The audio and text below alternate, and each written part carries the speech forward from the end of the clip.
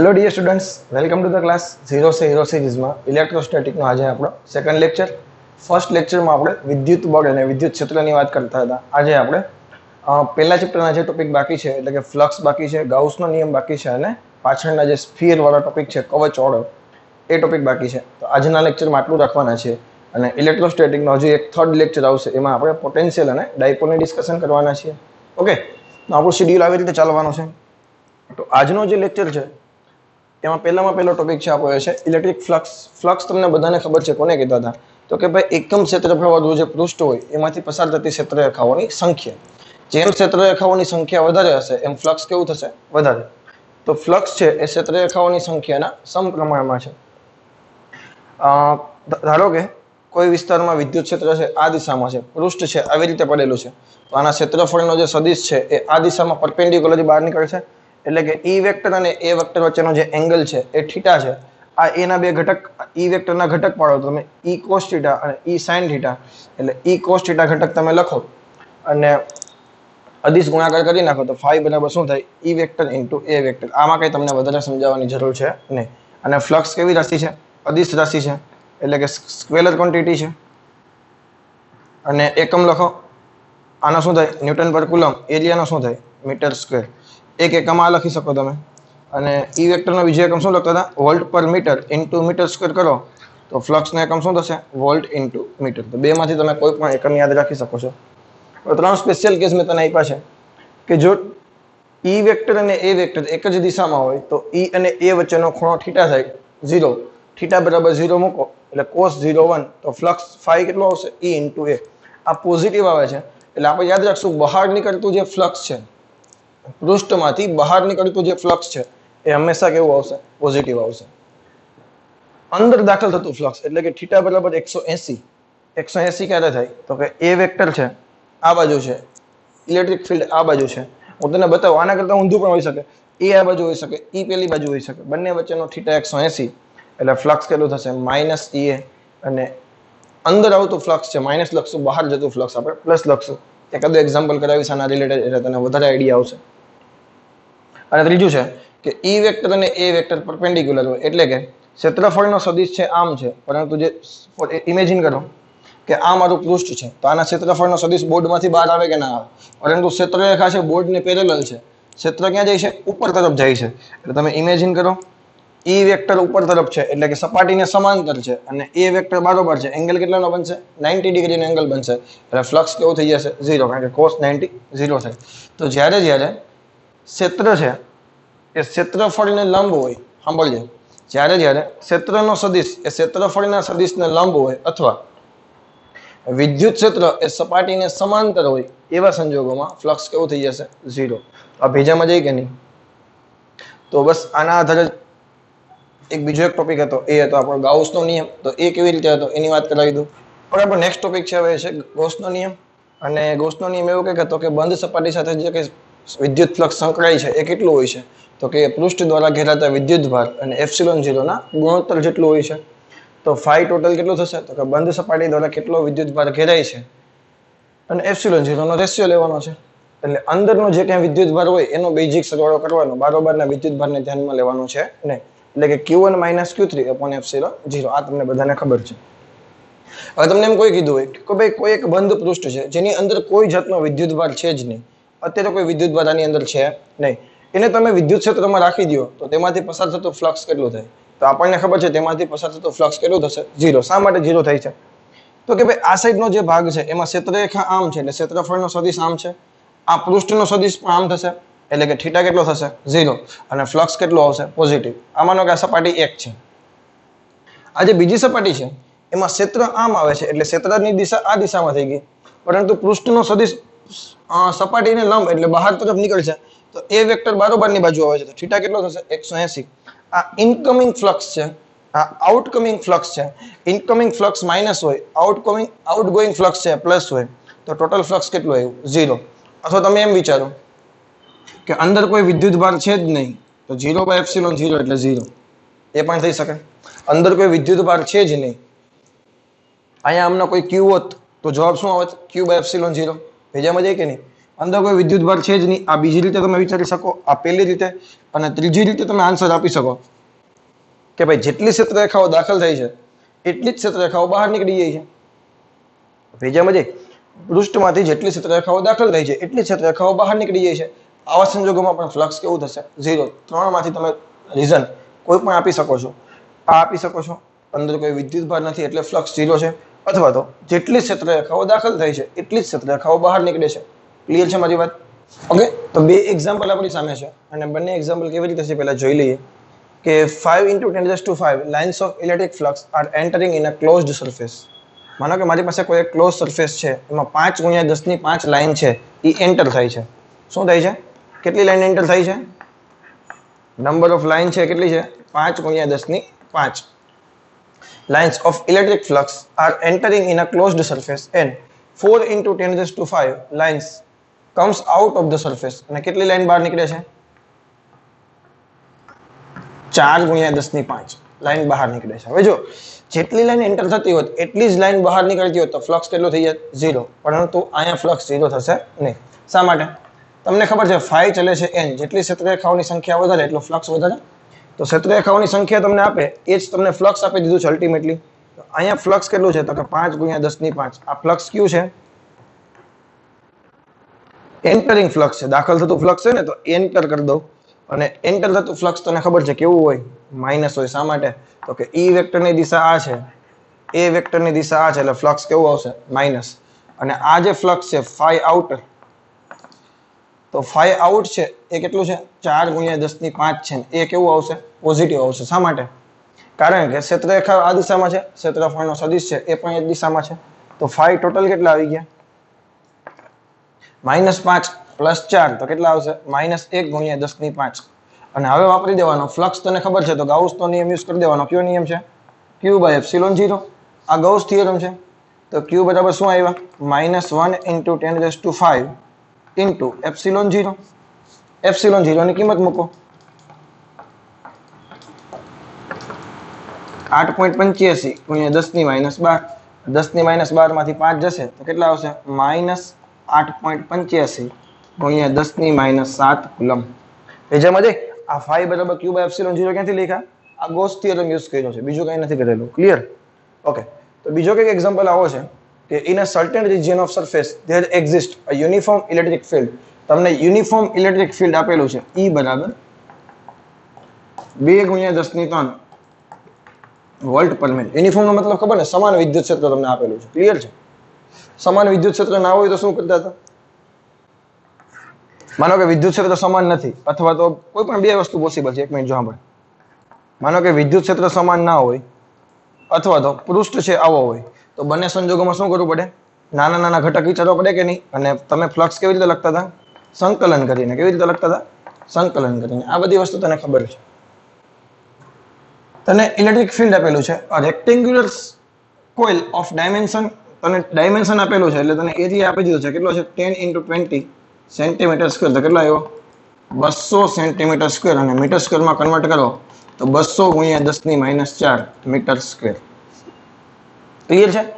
Is placed in XY plane. For example, આ મારો x છે, આ y છે, તો આમાં રેક્ટેન્ગ્યુલર કોઇલ છે, તો એના ક્ષેત્રફળનો સદિશ કઈ દિશામાં આવે? Z દિશામાં આવે. આ x, આ y, તો ક્ષેત્રફળનો સદિશ બરાબર આવે કે ન આવે? તો આની જે ડાયરેક્શન છે, તો એ વેક્ટર જો હું લખું તો કેવી રીતે લખી શકાશે? 2 × 10⁻². આના પરથી કઈ ડાયરેક્શન? k મીટર². અને ફ્લક્સ તમારે લખવું હોય તો કઈ રીતે લખી શકાય? E vector dot A vector. E કેટલા છે? 2 × 10⁻³ k². અને આ કેટલા છે? 2 × 10⁻² k². અદિશ ગુણાકાર છે એટલે k ડોટ k 1 થઈ જશે. 2 ને 2 4, 10⁻³ માંથી 10⁻² ગયા તો 10⁻1 વધશે. જવાબ કેટલો આવશે? 40 ન્યૂટન મીટર² પર કુલમ. આવડે કે ન આવડે?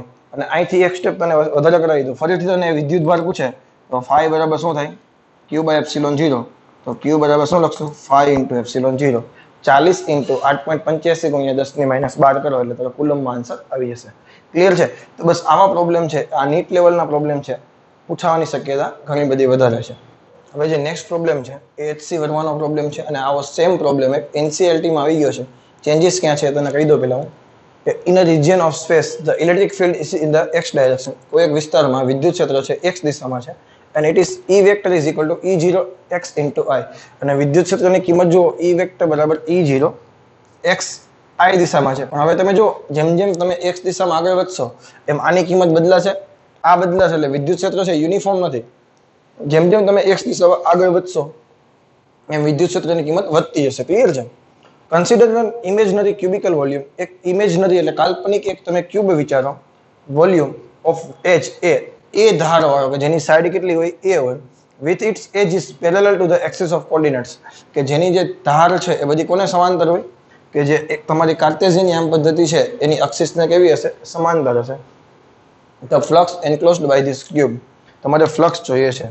હવે મેં આવી રીતે ક્યુબ વિચારી લીધો છે. આપણે એનસીઆરટીમાં જે પ્રોબ્લેમ છે એ પ્રોબ્લેમ એવો હતો, આ ક્યુબ છે આનાથી એ સાઈડ જેટલો દૂર હતો, તમે જોઈ લેજો આનાથી એ સાઈડ જેટલો દૂર છે. તો અત્યારે જે મારો ક્યુબ છે એ એક્ઝેક્ટ આવી રીતે અક્ષિસ પર પડેલો છે. કેવી રીતે પડેલો છે? અક્ષિસ ઉપર. હવે તમે અહીંથી વિચારો, ફોર એક્ઝામ્પલ આમ રાખો, ચાલો હવે આ સાઈડ આ એક્સ અક્ષિસ, આ વાય અક્ષિસ, અને તમારી સાઈડ આવે છે એ ઝેડ અક્ષિસ. ક્લિયર છે મારી વાત? તો થશે શું કે આ એક્સ આ વાય આ સાઈડ થી ક્ષેત્ર રેખા આવશે એટલે આના ક્ષેત્ર આ દિશામાં, એક્સ અક્ષ આમ છે ને એટલે ક્ષેત્ર આ દિશામાં, ક્ષેત્રફળનો સદિશ આ દિશામાં, એટલે આ થઈ ગઈ ઇનકમિંગ સાઈડ વાળી. ક્ષેત્ર આ દિશામાં, ક્ષેત્રફળનો સદિશ આ દિશામાં, એટલે આ આઉટકમિંગ. આનું માઇનસ ઈ એ, આનું પ્લસ ઈ એ. ઉપરની સપાટી માટે ઈ આ બાજુ, એ વેક્ટર ઉપર એંગલ 90 એટલે આ સપાટી સાથે ફ્લક્સ 0. આના માટે ઈ આ બાજુ, એ આ બાજુ એંગલ ફરીથી 90. મારી સાઈડ જે સાઈડ છે એ મારી બાજુ, ઈ આ બાજુ ફરીથી એંગલ 90. એ નીચે ઈ આ બાજુ ફરીથી એંગલ 90. એટલે કે આ ચાર સરફેસ એવી છે કે જેની સાથે કોઈ ફ્લક્સ સંકળાશે નહીં. માત્ર આ સરફેસ અને આ સરફેસ, બે જ સરફેસ માટે આપણે ફ્લક્સ ફાઇન્ડ કરવાના છીએ. તો એ મેં બાકીની ચારે સાઈડ કાઢી નાખી. હવે આના માટે તમે વિચારો આ સાઈડ ક્યાં છે, તો કે x બરાબર 0 આગળ છે. આ કઈ સાઈડમાં છે? YZ પ્લેનમાં છે. કઈ પ્લેનમાં છે? YZ પ્લેનમાં. વિચારો, z બાર કાઢો તો YZ પ્લેનમાં છે. તો YZ પ્લેન માટે x કેવું થઈ જાય? 0. અને x 0 થઈ જાય તો e કેવું થઈ જાય? 0. અને e 0 થઈ જાય તો ફ્લક્સ કેવું થઈ જાય? 0. આ સપાટી સાથે કોઈ ફ્લક્સ આવશે નહીં. એનસીઆરટીમાં જે સમ હતો એમાં આવતું હતું એટલા માટે કારણ કે અહીંથી એ જેટલા અંતર હતું એના હિસાબે. આના માટે શું થશે તો કે x બરાબર a. કેટલું ચાલ્યા આપણે? a જેટલું ચાલ્યા, આ સાઈડ જેટલું ચાલ્યા હોય ને આપણે, તો e કેટલા થશે? E0 into a. આ દિશામાં ક્ષેત્રફળ કેટલું થશે તો કે એરિયા a સ્ક્વેર. અને આનું તમને ફ્લક્સ ગોતવાનું કહે તો બેયનો સદિશ ગુણાકાર કરો, અદિશ ગુણાકાર કરો. એક જ દિશામાં છે એટલે cos 0 1, તો E0 a cos 0 અને કિંમત મૂકો એટલે જવાબ આવશે E0 a ક્યુબ. આ થઈ ગયું ફ્લક્સ. વિદ્યુત ભાર પૂછે તો ફરીથી phi બરાબર q બાય એપ્સિલોન 0. તો q દેખાય ત્યાં phi ઇન્ટુ એપ્સિલોન 0. તો આ થઈ ગયા વિદ્યુત ક્ષેત્ર E0 a ક્યુબ એપ્સિલોન 0. આવડે કે ન આવડે? તો આ એચસી વર્માનો પ્રોબ્લેમ હતો. આવો જ સેમ પ્રોબ્લેમ એનસીઆરટીમાં છે, જોઈ લેજો. એટલે આવા પ્રોબ્લેમ પૂછાય તો આપણને કોઈ પણ જાતના ઇસ્યુ આવે નહીં. હવેનો જે ટોપિક છે એ ખૂબ અગત્યનો ટોપિક છે. ધ્યાન રાખીને, કારણ કે ઇમેજિનેશન પાવર તમારો આમાં વધારે જોશે. તો હું જે કરાવું છું એ વ્યવસ્થિત ધ્યાન દઈને સાંભળજે અને વ્યવસ્થિત બુકમાં લખી નાખજો. Flux enclosed by cube. એક ક્યુબ સાથે સંકળાયેલો આપણે ફ્લક્સ જોઈએ છે. કેટલા કિસ્સામાં? તો કે તમને 4 વખત અલગ અલગ કેસ કહેશે. એક વખત વિદ્યુત ભારને આપણે અંદર મૂકશું, એક્ઝેક્ટ સેન્ટરમાં મૂકશું. એક વખત સપાટી પર મૂકશું, એક વખત આ ધાર પર મૂકશું અને એક વખત શિરોબિંદુ પર મૂકશું. તો 4 જગ્યાએ વિદ્યુત ભાર હશે અને અલગ અલગ કિસ્સામાં તમને ફ્લક્સ પૂછે તો તમને ખબર હોવી જોઈએ. તો પહેલા તો ક્યુ છે એ સેન્ટરમાં છે. તો સેન્ટરમાં ક્યુ હોવાને કારણે ફ્લક્સ છે આખી સપાટીમાંથી બહાર આવતું ફ્લક્સ કેટલું થશે તો કે ગાઉસનો થિયરમ યુઝ કર્યો. આ કયો થિયરમ યુઝ કરીએ છીએ આપણે? Gauss theorem, GT. ગાઉસનો નિયમ યુઝ કરો તો ફ્લક્સ બંધ પૃષ્ઠ સાથે સંકળાયેલું ફ્લક્સ કેટલું થશે તો કે જે બંધ પૃષ્ઠ છે એના દ્વારા ઘેરાતો વિદ્યુત ભાર અને એપ્સિલોન 0 નો રેશિયો. તો q બાય એપ્સિલોન 0. આમાં કોઈ ડાઉટ છે? તમને એમ કહે કે એક સપાટીમાંથી બહાર આવતું ફ્લક્સ, માત્ર એક જ સપાટીમાંથી, તો તમને ખબર છે આ q બાય એપ્સિલોન 0 છે એ કેટલી સપાટી સાથે સંકળાયેલ છે? 6 સપાટીમાંથી બહાર આવે છે. અને સમાન રીતે આવશે કે નહીં 6 સપાટીમાંથી? શા માટે? તો કે સેન્ટરમાં છે એટલે 6 સપાટીથી ડિસ્ટન્સ સમાન થશે. તો એક સપાટીમાંથી કેટલું બહાર આવે તો કે q બાય 6 એપ્સિલોન 0. આ તને ખબર છે, આવું ટેક્સ્ટ બુકમાં આવી પણ ગયું છે આપણે. હવે એ વિદ્યુત ભાર છે એ સેન્ટરમાં નથી, એક્ઝેક્ટ બોડી સેન્ટરમાં નથી, પરંતુ કોઈ એક સપાટીની નજીક છે. તો આવા સંજોગોમાં ઓપ્શન તને આવા પણ આપી શકે, Q total is equal to Q by epsilon 0. એમાં નો ડાઉટ, એમાં કોઈ વાંધો છે નહીં, કારણ કે વિદ્યુત ભાર છે એ સપાટીની અંદર આવી જાય પછી ગમે ત્યાં હોય, ટોટલ ફ્લક્સમાં કોઈ ફરક પડશે નહીં. પરંતુ ઇન્ડિવિજ્યુઅલ કોઈ એક સપાટી સાથે સંકળાયેલું ફ્લક્સ ફેસ, કોઈ એક ફેસ સાથે સંકળાયેલું ફ્લક્સ ક્યુ બાય 6 એપ્સિલોન 0 નહીં થાય. શા માટે?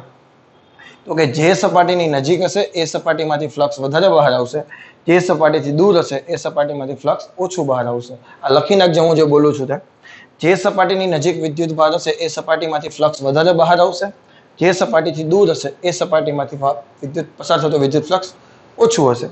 ઓપ્શન તને પૂછીએ કે આ સપાટી 1 છે, આ સપાટી 3 છે, તો 1 માંથી પસાર થતું ફ્લક્સ 3 માંથી પસાર થતા ફ્લક્સ કરતા વધારે હશે. આવું તને ખબર હોવી જોઈએ. ક્લિયર છે? તો આ કેમેસ્ટ્રીની જેમ જ હું તને કરાવું છું, બીસીસી બોડી સેન્ટર્ડ. હવે હું તને એફસીસી કરાવું છું, પછી ઈસીસી કરવાના છે અને પછી કોર્નર કરવાના છે. ક્લિયર છે? ઓકે, તો પહેલો કેસ હતો બીસીસી, સમજાઈ ગયો છે. તો આપણો બીજો કેસ છે, હવે વિદ્યુત ભારને ક્યાં રાખવાના છે? એફસીસી, એટલે કે ફેસ સેન્ટર્ડ સપાટી, કોઈ એક સાઈડની સપાટી છે એના સેન્ટરમાં રાખશું આપણે. ફોર એક્ઝામ્પલ, આમાં એક્ઝેક્ટ સેન્ટરમાં, આ સપાટીના સેન્ટરમાં રાખવાના છીએ. હવે શું થાય? હવે મારે ફ્લક્સ જોતું હોય, માનો કે ગાઉસનો થિયરમ યુઝ કરવો હોય તો મારે શું જોઈએ? બંધ સપાટી જોઈએ. તો આ વિદ્યુત ભાર છે એ બંધ થોડો છે, આ પૃષ્ઠની એક સાઈડની સપાટી પર રહેલો છે. તો બંધ કરવું હોય તો શું કરવું પડે તમારે? પહેલા તો વસ્તુ એ જ યાદ રાખશું કે ગાઉસનો થિયરમ યુઝ કરવો હોય તો વિદ્યુત ભાર છે એ ઘેરાયેલો હોવો જોઈએ. વિદ્યુત ભાર કેવો હોવો જોઈએ? ઘેરાયેલો હોવો જોઈએ. અહીંયા તો એક સપાટી પર છે તો ઘેરા તો છે નહીં, તો શું કરવાનું? હજી એક આવું ક્યુબ છે, જોઈ આ બાજુ હોય, માનો કે એક આ બાજુ આવી રીતે હતું, એક ક્યુબ છે, હજી એક આ બાજુ રાખી દો તો વિદ્યુત ભાર અંદર આવી જાય કે ના આવી જાય? તો મારે શું કરવું પડે? એક ઇમેજિન કરવું પડશે, અને મારે એક વધારાનો ક્યુબ છે એક, એ આ બાજુ લઈ આવવું પડશે. તો ચાલો હું વધારાનો ક્યુબ એક દોરું છું.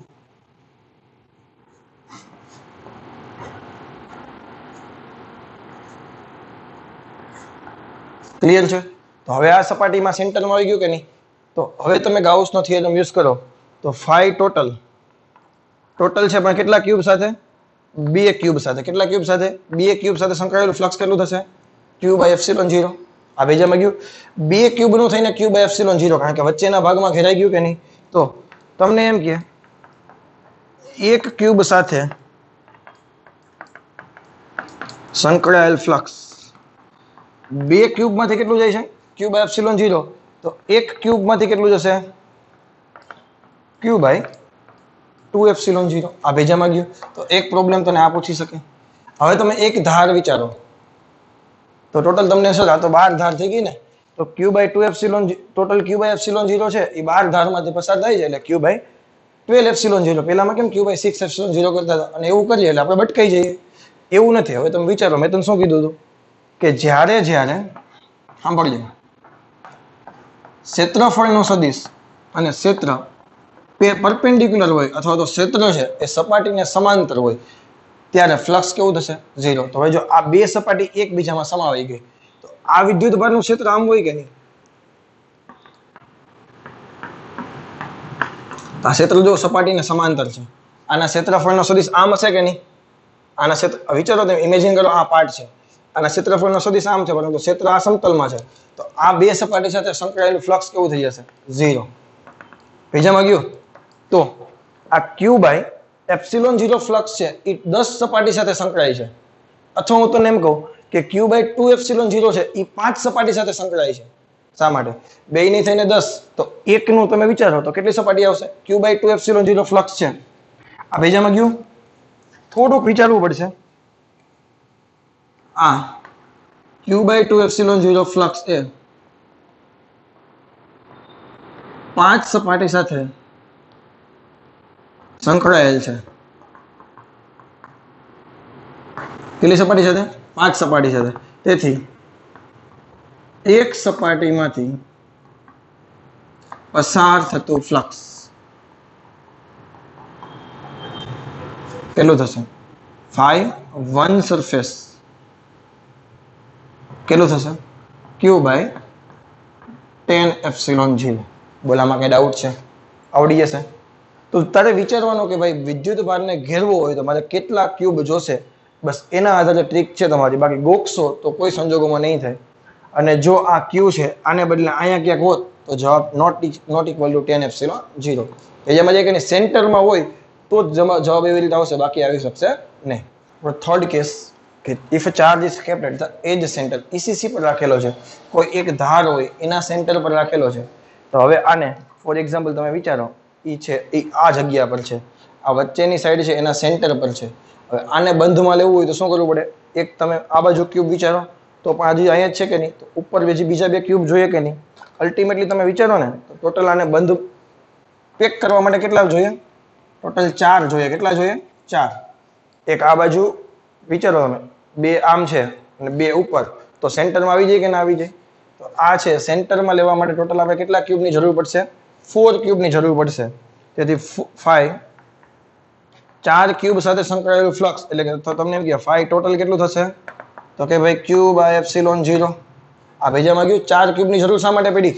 આમ ધાર ઉપર હોય એટલે ઇમેજિન કરો બરફનું ચોસલું છે એની એક ધાર ઉપર હોય, એને પેક કરવું હોય તો એક એની બાજુમાં મૂકો ને બે એવા પાછા ઉપર મૂકો. ભેજામાં જઈ હવે 2 ડાયમેન્શનમાં વિચારો, ઈ આ ધાર ઉપર કે ગમે ત્યાં ક્યાંક છે તો એક બાજુમાં મૂકી દો અને બે ઉપર મૂકી દો એટલે વચ્ચે આવી જશે ને, પેક થઈ જશે. ક્લિયર છે? તેથી એક ક્યુબ સાથે સંકળાયેલું ફ્લક્સ કેટલું થશે? તો કે ક્યુ બાય 4 એપ્સિલોન 0. 4 ક્યુબ સાથે ક્યુ બાય એપ્સિલોન 0, તો એક ક્યુબ સાથે સંકળાયેલું ફ્લક્સ કેટલું થાય? ક્યુ બાય 4 એપ્સિલોન 0. હવે તમને ખબર છે એ ધાર છે જેની સાથે પેલામાં કેમ સપાટી જેની સાથે કનેક્ટેડ હતી એનું ફ્લક્સ 0 થઈ ગયું, કારણ કે વિદ્યુત ક્ષેત્ર પેરેલલ હોય. તો આમાં પણ એમ થશે, આનું વિદ્યુત ક્ષેત્ર આમ જતું હશે આ સાઈડથી, એમ આમાં પણ આમ જતું હશે. એટલે આ બે સપાટી એવી છે કે જેનું વિદ્યુત ક્ષેત્ર કેવું થઈ જશે? કેન્સલ. શા માટે? તો કે ઈ વેક્ટર અને એ વેક્ટર પરપેન્ડિક્યુલર છે કે નહીં? તો બે સપાટી કેન્સલ થઈ ગઈ, તો 4 સપાટી વધી. તો એક સપાટી સાથે સંકળાયેલું ફ્લક્સ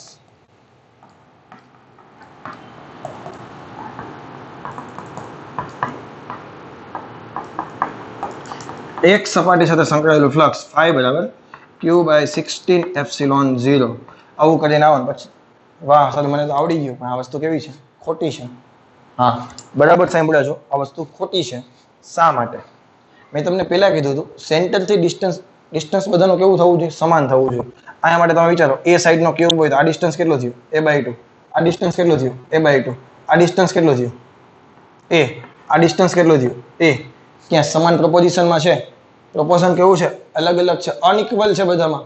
તો આવા સંજોગોમાં આન્સર આવે q/16. phi is not equal to q/16 epsilon 0.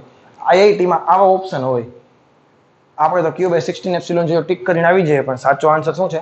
q/16 epsilon 0 but not equal to. આ ખાડો છે, આ એક જ પ્રોબ્લેમમાં ખાડો આવે છે, બાકી એક એમાં નથી આવતો. તો સમજી વિચારીને ધ્યાન રાખજો, આ લખી નાખજે. ક્લિયર છે? અને છેલ્લો કેસ છે, હવે ક્યાં રાખવાનું છે? તો કે હવે ભાઈ રાખવાનું છે એટ ધ કોર્નર. ક્યાં રાખવાનું છે આપણે? હવે કોર્નર ઉપર રાખશું. For example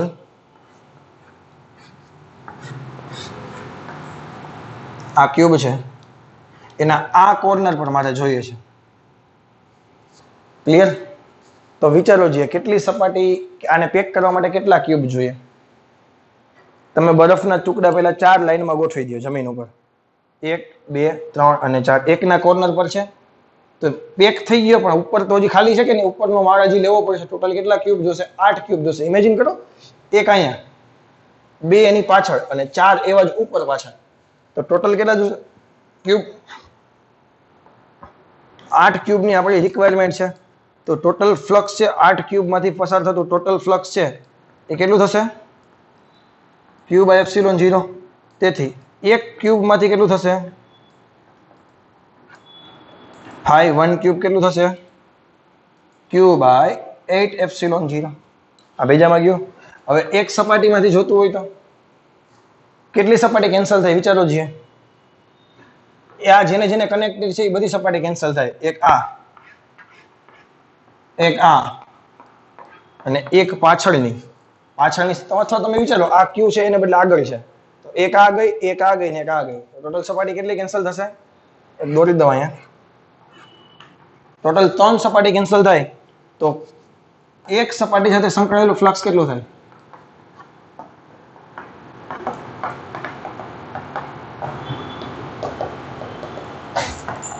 phi 1 surface is equal to q by 24 epsilon 0. કારણ કે q by 8 એપ્સિલોન 0 છે એ ત્રણ સપાટીમાંથી બહાર નીકળશે. ત્રણ સપાટી સાથે સંકળાયેલું ફ્લક્સ કેવું છે? 0. શા માટે? કારણ કે આનું ક્ષેત્ર છે આ દિશામાં છે અને ક્ષેત્રફળનો સદિશ ઉપર છે એટલે એક્ઝેક્ટ એંગલ કેટલાનો બનશે? 90. એવી રીતે આમાં પણ એવું થશે, એવી રીતે પાછળની સાઈડમાં પણ એવું થશે. તો આપણે એવું લખી શકીએ કે q by 8 એપ્સિલોન 0 છે એ માત્ર ત્રણ સપાટીમાંથી બહાર નીકળે છે. તો એક સપાટીમાંથી કેટલું બહાર નીકળે? q by 24 epsilon 0. આ ભેજામાં જાય કે નહીં? તો એક ECC વાળા કેસમાં એક ખાડો છે, બાકી એક પણ કેસમાં ખાડો છે નહીં. ભેજામાં જાય છે. તો બસ આ વસ્તુ યાદ રાખજો. આમાંથી ગમે તે MCQ પૂછાય તો આપણને આવડી જવા જોઈએ. બે પ્રોબ્લેમ છે. એક નીચેની સપાટી આપણી માનો કે ટાઇલ્સ છે ને ઘરે નીચે, એ ટાઇલ્સ થી એ જેટલા અંતરે પણ એક શિરોબિંદુથી એ જેટલા અંતરે કોઈ એક વિદ્યુતભાર Q છે. તો આ સપાટીમાંથી પસાર થતું ફ્લક્સ આપણે જોઈએ છે. અને બીજો કેસ કઈ કેવો છે? એ ટાઇલ્સના સેન્ટરથી a/2 જેટલા અંતરે બીજો એક વિદ્યુતભાર છે. તો એ સપાટીમાંથી પસાર થતું ફ્લક્સ જોઈએ છે. તો આને પહેલા પેક કરવા માટે શું કરવું પડે? સીધી લાઈનો દોરવા માંડો અને ક્યુબ બનાવી દો. પહેલા આ ક્યુબ બની ગયો તો ક્યુબના શિરોબિંદુ પર આવે કે નહીં? તો ક્યુબના શિરોબિંદુ પર આવે તો એક સપાટીમાંથી પસાર થતું ફ્લક્સ કેટલું થઈ ગયું? યાદ કરો, q by 24 એપ્સિલોન 0. આ ટ્રીક તારા મગજમાં હશે તો આવા ગમે તે પ્રોબ્લેમ સોલ્વ થઈ જશે. અહીંથી આ a/2 જેટલા ડિસ્ટન્સે છે તો ઇમેજિન કરો આપણી પાસે a લંબાઈનો ક્યુબ બનશે કે નહીં? આ જે ક્યુબ બનશે કેટલાનો બનશે? a લંબાઈનો ક્યુબ બને તો એના સેન્ટર પર હોવું જોઈએ કે નહીં? તો આ જે કેસ છે એ BCC નો કેસ છે. તો એક સપાટીમાંથી પસાર થતું ફ્લક્સ કેટલું થશે? યાદ કરો, q by 6 એપ્સિલોન 0. આવડી જશે. તો કોઈ પણ પ્રોબ્લેમ હોય તમને આવડી જવા જોઈએ. એક જોરદાર પ્રોબ્લેમ છે, આનો કરાવી દો પછી આ ટોપિક આપણે પૂરો કરી દઈએ. આ ટોપિકનો આપણો છેલ્લો એક્ઝામ્પલ અને સરસ મજાનો એક્ઝામ્પલ છે. તમને બધી જ વસ્તુ એક જ ક્યુબમાં આપી દીધી. 3q, q અને -q કોર્નર પર છે. 2q અને -q ફેસ સેન્ટર્ડ પર છે. 4q છે એ એજ સેન્ટર પર છે અને BCC છે એટલે કે બોડી સેન્ટર પર 4q છે. આ બધાને કારણે આ ટ્યુબમાંથી પસાર થતો ફ્લક્સ જોઈએ છે. પહેલા તો ટોટલ ફ્લક્સ શું થયું? તો 5 BCC + 5 FCC + 5 ECC + 5 કોર્નર. બીજામાં જઈ હવે એક જ બાકી બધા ભૂલી જાઓ. બોડી સેન્ટરમાં કોઈ હોય અને કદાચ સેન્ટરમાં ના પણ હોય, ગમે ત્યાં હોય, તો બોક્સમાંથી પસાર થતું ફ્લક્સ કેટલું થાય? 4q × epsilon 0. એમાં કોઈ ડાઉટ છે નહીં. 4q × એપ્સિલોન 0 પ્લસ FCC માટે તમે વિચારો. હવે FCC નું ખરેખર શું હોય? આ વિદ્યુતભાર છે એ બે સપાટી સાથે શેર થતો હોય. એક બોક્સ આ અને પેક કરવા માટે બીજું આ બાજુ રાખવું પડે કે નહીં? ગૌસનો થિયરમ યુઝ કરવો હોય તો બંધ જોઈએ ને પૃષ્ઠ, તો 50% સરફેસ હજી આ બાજુ જોઈએ કે નહીં? એટલે કે જો હું તને સિમ્પલ વિચારું ને તો BCC નું કન્ટ્રીબ્યુશન છે ને એક ક્યુબમાં કન્ટ્રીબ્યુશનની વાત કરીએ, BCC નું કન્ટ્રીબ્યુશન છે ને 100% હોય. કેટલું હોય? 100%. એટલે 1 લખી નાખું. FCC નું કન્ટ્રીબ્યુશન છે ને 50% હોય. શા માટે? કારણ કે બે સપાટી સાથે શેર થતો હોય. એક હજી આ બાજુ પણ સપાટી હોય કે નહીં ક્યુબની. ECC છે એને ટોટલ 4 ધાર કરો ને તો એક થાય. તો વિચારો, એક ક્યુબ આયા, એક ક્યુબ આયા, એક ક્યુબ નીચે અને એક ક્યુબ નીચે, ત્યારે 4 ક્યુબ સાથે એક જ ધાર સંકળાયેલી હોય કે ના હોય? તો આનું કન્ટ્રીબ્યુશન કેટલું હોય? 25%. એટલે કે 1/4 હોય. અને કોર્નરનું કન્ટ્રીબ્યુશન કેટલું હોય? તો કે 1/8 હોય. કારણ કે 8 જોઈએ ને, એક આ બાજુ, એક પાછળ, એક બાજુ, એવા 4 પાછા ઉપર. તો આના અને ટકાવારી નથી ફેરવતો અત્યારે હું. તો BCC નું કન્ટ્રીબ્યુશન 1, FCC નું કન્ટ્રીબ્યુશન અડધું થઈ જાય, ECC નું કન્ટ્રીબ્યુશન 1/4, કોર્નરનું કન્ટ્રીબ્યુશન 1/8. તો FCC લખીશ ને હું 1/2 તો પહેલા લખી જ નાખીશ. 2q અને -q શું આવશે? 2q - q by epsilon 0. હવે ECC ની વાત આવી તો ECC નું કન્ટ્રીબ્યુશન 1/4 અને છે કેટલા? 4q છે. 4q by એપ્સિલોન 0 અને કોર્નર નું કન્ટ્રીબ્યુશન કેટલું છે? 1/8. q કેન્સલ, ખાલી વધશે 3q by એપ્સિલોન 0. આને તમે સોલ્વ કરો, બધામાંથી q by એપ્સિલોન 0 કોમન કાઢી નાખો. અહીં કેટલા વધશે? 4. અહીંયા કેટલા વધશે? 2q માંથી q ગયા, q વધ્યા, એ તો કોમન નીકળી ગયા. અહીં કેટલા વધશે? 1/2. અહીં 4 કેન્સલ છે. અહીં કેટલા વધશે? 1. અહીં કેટલા વધશે? 3/8. આને તમારે જાતે સોલ્વ કરી નાખવાનો છે. આ તારો આન્સર. આવડી હશે કે નહીં આવડી હશે? બસ તો આ જે ક્યુબ સાથે સંકળાયેલા પ્રોબ્લેમ હતા એ બધા હવે કમ્પ્લીટ થઈ ગયા છે. હવે નેક્સ્ટ ટોપિક તરફ આગળ વધીએ. પ્રોબ્લેમ કંઈક આવો છે કે ઇલેક્ટ્રિક ચાર્જ રકમ જ ખાલી મોટી તને દેખાશે, બાકી બહુ સિમ્પલ પ્રોબ્લેમ છે કે electric charge is uniformly distributed along a long straight wire. એક વાયર છે એના પર વિદ્યુત ભારનું વિતરણ કેવું છે? યુનિફોર્મ, એટલે કે સતત વિતરણ છે, કન્ટિન્યુઅસ વિતરણ છે, સમાન રીતે વિતરિત થયેલો વિદ્યુત ભાર છે. Of radius 1 mm. આ જે તાર છે એની રેડિયસ કેટલી છે? 1 mm રેડિયસ છે. કેટલી છે? 1 mm. તો ચાર્જ પર સેન્ટીમીટર લેન્થ, ચાર્જ પર centimetre length of wire is q centimetre. એકમ લંબાઈ દીઠ વિદ્યુત ભાર, એને કહેતા હતા વિદ્યુત ભારની રેખીય ઘનતા. અહીંયા મને વિદ્યુત ભારની રેખીય ઘનતા જ આપેલી છે, લેમ્ડા જ. કેટલી આપેલી છે? q. બટ તમે વિચારો q કુલમ પર સેન્ટીમીટર છે, કુલમ પર મીટરમાં નથી. કેમાં છે? કુલમ પર સેન્ટીમીટરમાં છે. વિચારો તો ચાર્જ પર સેન્ટીમીટર લેન્થ, એકમ સેન્ટીમીટર દીઠ વિદ્યુત ભાર કેટલો છે? તો કે q છે. એકક સેન્ટીમીટરનો વિદ્યુત ભાર કેટલો છે? q છે. અને મીટરમાં કન્વર્ટ કરવું હોય તો શું થાય? q ઇન્ટુ 10⁻100 વડે મલ્ટીપ્લાય કરવા પડે ને. શું કામે? આ 10⁻2 સેન્ટીમીટર ઉપર જાય તો +2 થઈ જશે. ઓકે, લેમ્ડા મને મળી ગયું. Another cylinder surface of radius 50 centimeter and length 1 meter symmetrically enclose the wire as shown in figure. એક 1 મીટર લંબાઈ અને 50 સેન્ટીમીટર ત્રિજ્યાનો એક સિલિન્ડર છે, એ આ તારની ફરતે રાખેલો છે. Electric flux passing through the surface, એટલે આપણે તો શું વિચારવું પડે કે આ સિલિન્ડરની અંદરનો વિદ્યુત ભાર કેટલો થાય? તો કે અહીંથી લઈને અહીંયા સુધીનો વિદ્યુત ભાર કેટલો થાય? તો આ 100 સેન્ટીમીટરની લંબાઈ છે કે નહીં? ભેજામાં ગઈ છે ને? તો આપણે ખબર છે લેમ્ડા બરાબર શું થાય? q by l. તમારે q જોતા હોય તો શું લખવું પડે? Lambda into l. લેમ્ડા કેટલા છે? 100 q કુલમ પર મીટર ઇન્ટુ લંબાઈ કેટલી થશે? 1 મીટર. મીટર મીટર કેન્સલ થયા. આન્સર કેટલો આવ્યો? 100 q કુલમ. આ વિદ્યુત ભાર આવી ગયો. તો ફ્લક્સ કેટલું થાય? બોલો છીએ. એ q by epsilon 0. તો 100 q by epsilon 0. આવડે કે ન આવડે? આમાં ક્યાં કઈ છે? 1 મીટર ના બદલે 2 મીટર હોત તો જવાબ 200 આવત. આ તો 1 મીટર છે એટલે મીટર મીટર ડાયરેક્ટ કેન્સલ થઈ ગઈ. એક કેલ્ક્યુલેશન કરવાની જરૂર ના પડી. 1 હતો એટલે એટલો જ આન્સર આવ્યો. 2 મીટર હોત કે 10 સેન્ટીમીટર હોત તો તમારે નાનું મોટું કેલ્ક્યુલેશન કરવું પડે. આવડે કે ન આવડે? આમાં ક્યાં એટલું બધું ક્યાં અઘરું છે? પ્રોબ્લેમ કંઈક આવો છે કે અ long straight wire with a charge પર યુનિટ લેન્થ લેમ્ડા. તમને લેમ્ડા ઓલરેડી આપેલું જ છે, લેમ્ડા જ આપેલું છે. કેટલું આપેલ છે? લેમ્ડા છે એ લેમ્ડા જ છે, લેમ્ડા કુલમ પર મીટર. ચાર્જ પર યુનિટ લેન્થ, એકમ લંબાઈ દીઠ વિદ્યુત ભાર કેટલો આપેલો છે? લેમ્ડા. એટલે આપણે લખી નાખીએ લેમ્ડા છે એ લેમ્ડા જેટલો જ છે. Lambda passes through a cube of length l. એક l લંબાઈના ક્યુબમાંથી પસાર થાય છે. સાંભળજો હવે.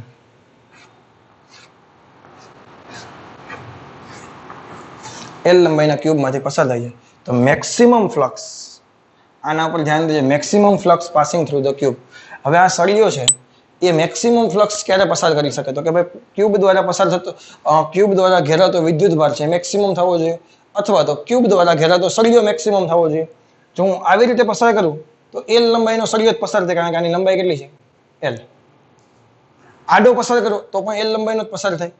આ ખૂણેથી આ ખૂણે પસાર કરો તો √2l જેટલો પસાર થાય. ના ખબર પડી? વિકર્ણ જેટલો આમ પસાર કરો એક સાઈડના બોક્સમાંથી તો √2l જેટલો પસાર થાય. પરંતુ જો હું એને આવી રીતે પસાર કરું એક રૂમમાં, નીચેનું અને ઉપરનું શિરોબિંદુ સામ સામેનું, તો આની લંબાઈ કેટલી થાય? આટલો જે ભાગ છે આ ભાગની લંબાઈ કેટલી થાય? તમને ખબર જ છે કેટલી લંબાઈ થાય? √3l. કેટલી લંબાઈ થાય? √3l. ક્યાંથી આવે છે? હવે એની કઈ વાત કરવાની હોય નહીં. પેલી વખત પાયથાગોરસ લગાવો તો √2l થાય, અને √2l અને l નો પાયથાગોરસ લગાવો તો √3l થાય. ખબર છે કે નહીં? આના પર વિદ્યુત ભાર કેવો છે? માનો કે પ્લસ છે. આની રેખીય ઘનતા તને ખબર છે. આનો વિદ્યુત ભાર તારે જોતો હોય તો લેમ્ડા બરાબર q by l પરથી q બરાબર શું થાય? Lambda into l. લેમ્ડા ના લેમ્ડા l દેખાઈને કેટલા મૂકી દઉં? √3l. આમાં પછી તને ટ્વિસ્ટ કરવું હોય તો લંબાઈ તને આપી દે 2 મીટર આની હતી, તો આનો જવાબ કેટલો આવે? 2√3. અને વિદ્યુત ભારની રેખીય ઘનતા તો કે 5 કુલમ પર મીટર હતી, તો 5 વડે મલ્ટીપ્લાય કરવા પડે. આપણને લેમ્ડાના સ્વરૂપમાં જ આપેલું છે, તને આપી શકે અહીંયા 5 કુલમ પર મીટર તને આપી શકે, અહીંયા 1 મીટરનો ક્યુબ તને કહી શકે. તો આન્સર કેવો આવશે? તો નંબરમાં આન્સર આવશે. અને ફ્લક્સ જોતું હોય તો શું થાય? q by epsilon 0 √3l by epsilon 0. આવડે કે ન આવડે? બહુ સિમ્પલ વસ્તુ છે. આવી તમારા મગજમાં હોવી જોઈએ. આવા પ્રોબ્લેમ પૂછાય તો આપણે કંઈ અટવાવા જોઈએ નહીં. HC વર્માનો પ્રોબ્લેમ છે. પ્રોબ્લેમ સરસ મજાનો છે, વ્યવસ્થિત ધ્યાન દઈને. If road moves with a constant velocity v, એક સળિયો છે એ કોન્સ્ટન્ટ વેલોસિટી v થી આગળ વધી રહ્યો છે. તમારે ફ્લક્સ અને સમય વિરુદ્ધનો ગ્રાફ દોરવાનો છે. ફોર એક્ઝામ્પલ શું થશે ખાલી ઇમેજિન કરો. 1 મિનિટ. આપણું આ ક્યુબ છે,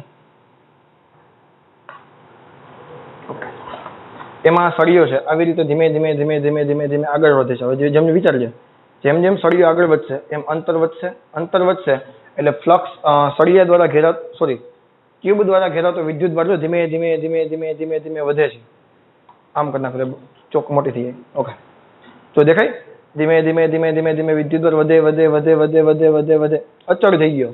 પછી જ્યાં લગીને સળિયો લાંબો હશે ત્યાં લગીને વિદ્યુત ભાર કેવો રહેશે? અચળ. એટલે હવે ફ્લક્સ કેવું થઈ ગયું? અચળ. પેલા શું થયું? વિદ્યુત ભાર વધે, ફ્લક્સ વધે, ફ્લક્સ વધે વધે વધે વધે વધે અચળ અચળ. હવે જોજો, ઘટે ઘટે ઘટે ઘટે ઘટે. જેમ જેમ પેન બારી બહાર નીકળીએ છે એમ ફ્લક્સ શું થશે? ઘટશે. તો પેલા વધશે, અચળ રહેશે અને ઘટશે. હવે ગ્રાફ કેવો આવે? હવે કોન્સ્ટન્ટ વેલોસિટી છે એટલે એક્સપ્રેશન કેવો થઈ ગયો? 0. તો આ x બરાબર v0t પ્લસ 1/2 at સ્ક્વેર મૂકો તો x બરાબર શું થશે? ખાલી vt. આ x બરાબર શું થાય? ખાલી vt, કારણ કે પ્રવેગ વાળું સ્ટેપ તો 0 થઈ ગયું. હવે t સમય વધે એમ x વધે તો વિદ્યુત ભાર વધે, q બરાબર લેમ્ડા x અને x દેખાય ત્યાં vt મૂકી દીધા. ફ્લક્સનું સમીકરણ યુઝ કર્યું, ગાઉસ થિયરમ. q બરાબર phi બરાબર q બાય એપ્સિલોન 0. q દેખાય ને લેમ્ડા vt મૂક્યા અને phi proportional two t. Clear છે? તો આ સુરેખ ગ્રાફ મળે કે નહીં? આનો તારે ગ્રાફ ડ્રો કરવો હોય તો કેવી રીતે ડ્રો કરી શકાય? પેલા એક સમય સુધી ગ્રાફ શું થાય? વધે, પછી અચળ થઈ ગયો અને પછી ધીમે ધીમે ઘટે ઘટે ઘટે ઘટે. જ્યારે પેન બરાબર નીકળી ગયો તો ફ્લક્સ કેવું થઈ ગયું? 0. આ ભેજામાં ગયું. તો આ તને પૂછી શકે. માનો કે થોડુંક ચેન્જ કરી દો, કોન્સ્ટન્ટ વેલોસિટી નથી આપ્યો. હવે જો પ્રોબ્લેમ બદલી ગયો, જોજો, થોડુંક ધ્યાન દેજો. With acceleration. હવે તને એ એક્સેલરેશન આપ્યો છે. કેટલો આપ્યો છે? એ. બટ પ્રારંભિક વેગ 0 લખી નાખો છો. કેટલો લખી નાખો છો? પ્રારંભિક વેગ 0 લખી નાખો છો. તો હવે આ x છે એ v0t પ્લસ 1/2 at સ્ક્વેર, એટલે v0t ને 0 મૂકો તો x બરાબર શું થઈ જાય? 1/2 at સ્ક્વેર. એ અહીંયા મૂકો તો અહીં શું આવશે? 1/2 at સ્ક્વેર. એ અહીંયા મૂકો તો શું આવે? phi proportional two t square. આ ગ્રાફ કેવો મળ્યો? પેરાબોલા. તો જે સિંગલ હોય એની બાજુ નમે કે નહીં ગ્રાફ, તો એનો ગ્રાફ કેવો આવશે? જેની એક ઘાત છે, કેની એક ઘાત છે? ફ્લક્સ નહીં, તો એ બાજુ ગ્રાફ નહીં મૂક. પછી અચળ થઈ જશે એટલે આમાં કોઈ ફરક પડશે નહીં, પછી પાછો ઘટશે. આ એનો ગ્રાફ થઈ ગયો કોન્સ્ટન્ટ એક્સેલરેશન માટેનો. આવડી હશે? તો આવા કોઈ પણ પ્રોબ્લેમ પૂછાય તો તમને આવડી જવા જોઈએ. ટોપિક કંઈક આવો છે કે calculate the flux of curved surface. અને આપણી પાસે કર્વડ સરફેસ કોઈ હોય એના માટે એક પણ ઇક્વેશન આપણી પાસે અવેલેબલ છે નહીં. તો આના માટે સિમ્પલ ટ્રીક બનાવેલી છે. એ ટ્રીક તારે યાદ રાખવાની છે. હવે તમે વિચારો, આ બંધ પૃષ્ઠ છે, આ ટૂંકમાં હેમિસ્ફિયર છે, અડધો ગોળો છે વાટકો. એમાં બરફ માનો કે જામેલો છે અને એ બરફ તમે કાઢી લ્યો તો એ આખો ગોળો બને કે ના બને?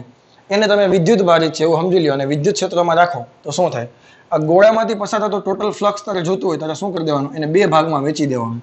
જેટલા ઘટકો પડતા એટલા ઘટકમાં વહેંચી દેવાનું. આના ઘટક ક્યાં ક્યાં પડશે? તો એક તો કર્વડ સરફેસમાંથી પસાર થતો ફ્લક્સ, આ કર્વડ સરફેસ થઈ ગઈ. અને આ કેવી થઈ ગઈ? ફ્લેટ સરફેસ કયો અથવા સર્ક્યુલર સરફેસ કયો, તો આને હું નામ આપું છું સર્ક્યુલર. ક્લિયર છે? હવે ટોટલ ફ્લક્સ છે એ તમે કેની મદદથી ગોતવાના છીએ? આપણે ગોસ થિયરમની મદદથી. કેની મદદથી? ગોસ થિયરમની મદદથી. q બાય એપ્સિલોન 0 વાળું. અને સર્ક્યુલર ફ્લક્સ છે એના માટેનું ઇક્વેશન આપણે કેને? બાય યુઝિંગ ફોર્મ્યુલાની મદદથી ફાઇન્ડ કરવા. આ મારી ટ્રીક છે, મગજમાં રાખજે. હું 2 પ્રોબ્લેમ તને કરાવું છું એટલે ટ્રીક તને મગજમાં બેસી જશે. આનો કોઈ ઇક્વેશન છે નહીં, આનો આપણી પાસે કોઈ પણ ઇક્વેશન અવેલેબલ છે નહીં, નો ઇક્વેશન. તો આવા સંજોગોમાં શું કરવું પડે? આનું ગોતી લ્યો, એમાંથી આ બાદ કરી લ્યો તો પણ મળી જાય કે ના મળી જાય? હવે બંધ પૃષ્ઠ છે પણ કોઈ પણ વિદ્યુતભાર ઘેરાતો છે નહીં, તો કાં તો તમે એમ વિચારો જેટલી ક્ષેત્રરેખા આવે એટલી જ બારોબાર નીકળે છે તો પણ ફ્લક્સ 0, અથવા તો કોઈ વિદ્યુતભાર છે જ નહીં તો q by epsilon 0, 0 by epsilon 0 એટલે કેટલું આવશે? 0 is equal to phi curved. આનું કેટલું થઈ જશે? e a cos θ. ભેજામાં ગયું? e વેક્ટર આમ છે, એરિયા વેક્ટર આ બાજુ થશે અને ક્ષેત્રફળનો સદિશ કેટલો થઈ ગયો? θ. બટ એરિયા દેખાઈને કેટલા મૂકી દો તમે? પાઈ આર સ્ક્વેર તને આપેલા છે આર ત્રિજ્યા, તો 0 બરાબર 5 કૌડ વત્તા e pi r square cos theta. Clear છે? તને આમાંથી બધી વેલ્યુ તને ડેટા આપી શકે. ઈ આટલા છે 5 ન્યૂટન પર કુલમ, આર 1 મીટર છે, એ બધું ડેટા તને આપે તો તને આવડી જવું જોઈએ. તો 5 કૌડ કેટલો થશે? માઇનસ ઈ pi r square cos theta. આ ટ્રીક તારા મગજમાં રાખજે ઘટક વાળવાની. આખા પૃષ્ઠને આપણે 2 કે 3 ભાગમાં વિભાજન કરી દેવાનું આપણી જરૂરિયાત પ્રમાણે. પછી કૌડ સરફેસનો આપણે ફ્લક્સ ગોતી લેવાના છે. આવડી જશે. હજી એક પ્રોબ્લેમ આવો કરાવો છું એટલે એક પણ જાતનો ડાઉટ આપણા મગજમાં રહેશે નહીં. તો પ્રોબ્લેમ કંઈક આવો છે, આપણે કૌડ સરફેસમાંથી જ ફ્લક્સ જોઈએ છે, પરંતુ આ વખતે આપણને સિલિન્ડર આપેલો છે. શું આપેલો છે? સિલિન્ડર. સિલિન્ડરના સેન્ટરમાં ક્યુ વિદ્યુત ભાર છે અને તને એમ કીધું છે કે આ જે સર્ક્યુલર સપાટી છે બંને સાઈડની, એમાંથી પસાર થતો ફ્લક્સ ફાઈ છે. બંને સર્ક્યુલર સપાટીમાંથી પસાર થતો ફ્લક્સ ફાઈ છે. સેન્ટર પર વિદ્યુત ભાર ક્યુ છે, તો કૌડ સરફેસમાંથી પસાર થતો ફ્લક્સ, ફરીથી ઘટક પાડો, phi total is equal to 5 કૌડ, આને કહી દો સરફેસ 1, આને કહી દો સરફેસ 2, તો શું થશે? 5 સરફેસ 1, 5 સરફેસ 2, 5 ટોટલ. હવે આમાં તો જો સેન્ટરમાં વિદ્યુત ભાર છે તો અહીંયા 5 ટોટલ 0 નહીં થાય, કેટલું થશે? Q by epsilon 0 is equal to 5 કૌડ, બંને સપાટીમાંથી પસાર થતું ફ્લક્સ કેટલું છે? 5 અને 5, તો 5 કૌડ કેટલા આવશે? Q by epsilon 0 minus 2 5. આવો પ્રોબ્લેમ મૂકીને અવાય? આવો પ્રોબ્લેમ મૂકીને અવાય નહીં. આ આન્સર આવી ગયો તારો, કંઈ છે નહીં આમાં. બહુ એટલે બહુ ઇઝી છે. ખાલી ટ્રીક તારા મગજમાં હોવી જોઈએ કે આપેલા બંધ પૃષ્ઠને ઘટક પાડી નાખવાના છે. આપણે આવડી જશે. એનસીઆરટીમાં આપણે માત્ર એક સેલનો પ્રોબ્લેમ જોઈએ છે અને એમાં આપણે જે સોલિડ હતું, સોલિડ સ્ફિયર, એ પ્રોબ્લેમ આપણામાંથી નીકળી ગયો હતો થિયરીમાંથી. જૂના ટેક્સ્ટબુકમાં આપણે કવચ અને ગોળો, નક્કર ગોળો બંને શીખતા હતા, બટ એનસીઆરટીમાં માત્ર કવચ હતું. પરંતુ જેડબલઈ અને નીટમાં એનાથી તો કામ ચાલશે નહીં. આપણે ટોટલ 4 ભાગમાં હું ડિવાઈડ કરું છું. માનો કે વાહક છે, તો વાહક પોલો ગોળો પણ, મતલબ વાહક છે એ કવચ પણ હોઈ શકે અને વાહકનો નક્કર ગોળો પણ હોઈ શકે. અવાહક છે તો એનું પણ કવચ હોઈ શકે અને એનો પણ નક્કર ગોળો હોઈ શકે. તો 4 કેસમાં ડિવાઈડ કરું છું.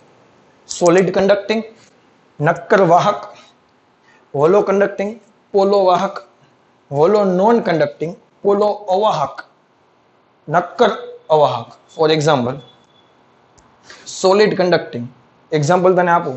માનો કે તમારી પાસે સોનાનો ગોળો છે, વચ્ચેથી પોલો છે. સોનાનો ગોળો છે, વચ્ચેથી પોલો છે. સોલિડ નક્કર, વચ્ચેથી ભરેલો છે. હોલો કન્ડક્ટિંગ, સોનાનો ગોળો છે પરંતુ વચ્ચેથી પોલો છે. હોલો નોન કન્ડક્ટિંગ, ક્રિકેટનો બોલ, રબરનો બોલ છે, વચ્ચેથી ખાલી છે.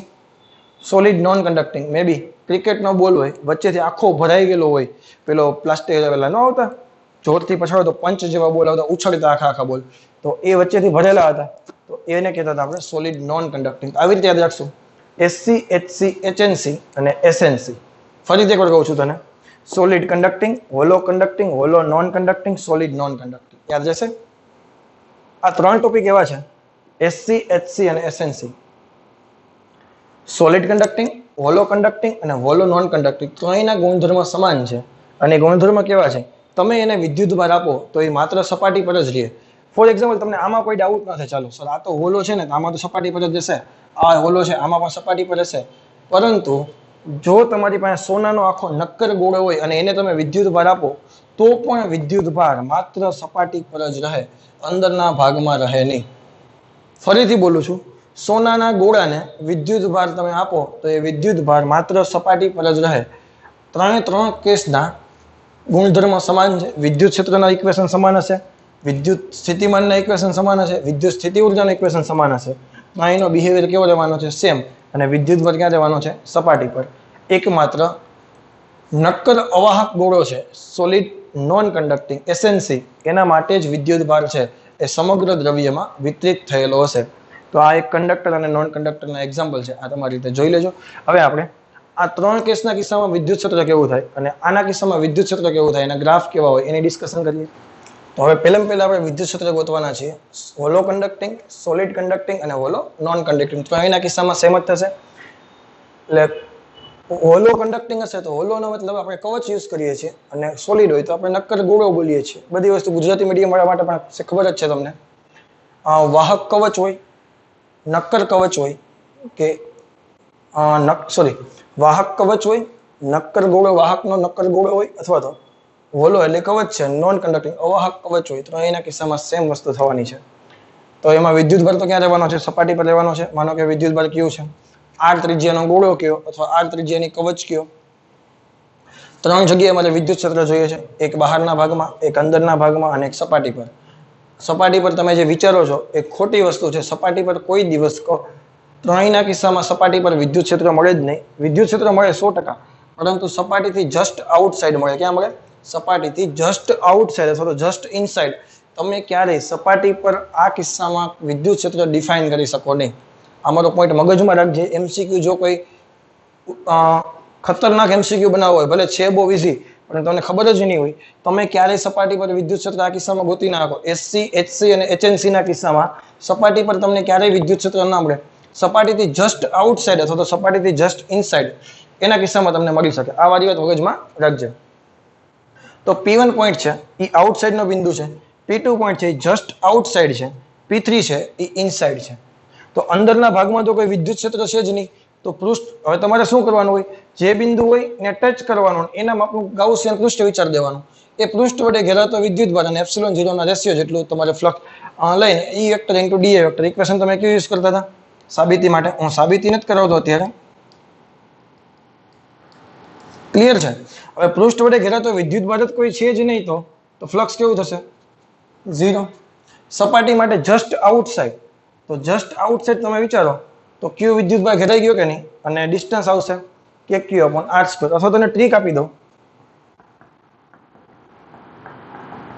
E બરાબર કે ક્યુ એનક્લોઝડ ઘેરાતો વિદ્યુત ભાર અપોન ડિસ્ટન્સ નો સ્ક્વેર. ચાલો આના પછી તને વધારે આઈડિયા આવશે. ક્યુ એનક્લોઝડ તો બરાબર નાનું એવું ગાઉસિયન પૃષ્ઠ છે, તો અંદર આખો વિદ્યુત ભાર ઘેરાઈ ગયો કે નહીં, અને ડિસ્ટન્સ કેટલું થયું? r. પરંતુ એકદમ નજીકનું બિંદુ છે એટલે r એપ્રોક્સિમેટ તમે r લખી નાખો એટલે કે q upon r સ્ક્વેર. અને બહારનું બિંદુ આ છે, આના માટે ગાઉસિયન પૃષ્ઠ. અંદર વિદ્યુત ભાર તો આખો ઘેરાઈ ગયો કે નહીં, પરંતુ ડિસ્ટન્સ કેટલું થઈ ગયું? r. કારણ કે ઘણું બધું વધારે ડિસ્ટન્સ છે એટલે આવી રીતે લખવાના છીએ આપણે.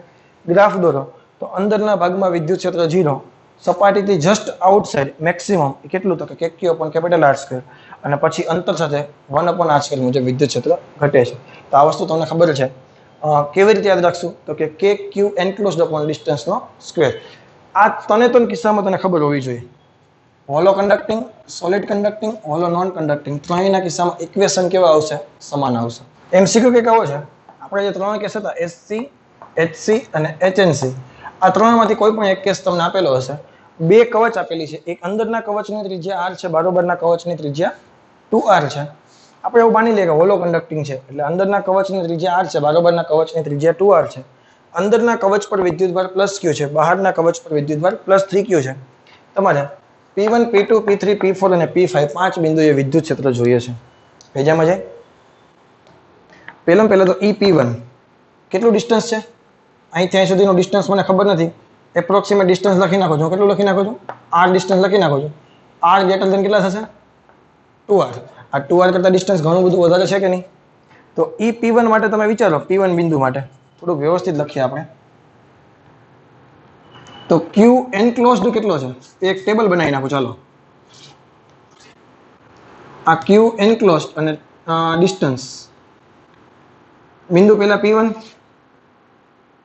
P2, P3, P4, P5. ચાલો પહેલા ક્યુ એનક્લોઝડ ની વાત કરો. P1 માટે આખું સર્કલ તો બે વિદ્યુત ભાર આવી ગયા કે નહીં? 3q અને q. તો વિદ્યુત ભાર કેટલો થઈ ગયો? 4q. P2 just outside circle બનાવો, ફરીથી બે વિદ્યુત ભાર ઘેરાઈ જાય. 3q + q 4q.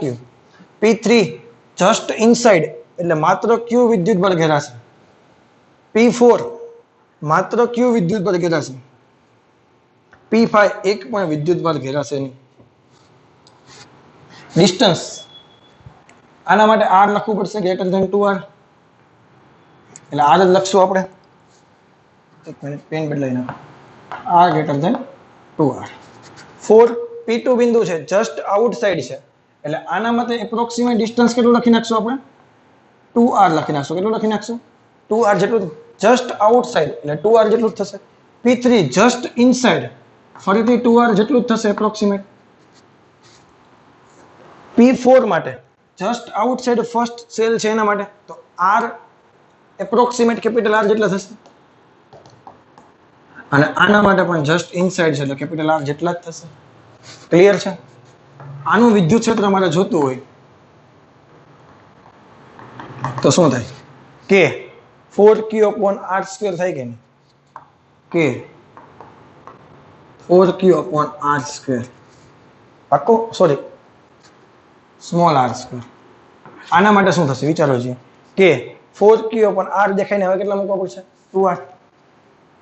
તો કે 4q/2r² એટલે 4r² થશે કે નહીં? તો આને કહી દો કે q/r². 4 4 કેન્સલ થઈ ગયા. ક્લિયર? આના માટે કે q 2r મૂકો તો કેટલા થશે? 4r². આના માટે કે q/r². આના માટે વિદ્યુત ભાર છે જ નહીં તો કેટલું થશે? 0. આમાં થોડુંક ટફ કરું, ગ્રાફ બનાવવા છે. ગ્રાફ કેવી રીતે બનાવશું? r વાળી લાઈન, આ 2r વાળી લાઈન. જો હું ગ્રાફ બનાવું એ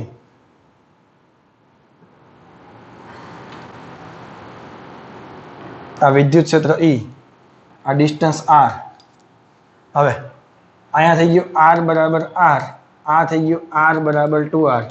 તો અહીંથી અહીંયા સુધીમાં કોઈ વિદ્યુત ક્ષેત્ર, આમાં કોઈ વિદ્યુત ક્ષેત્ર દેખાય P5 બિંદુ માટે? નહીં.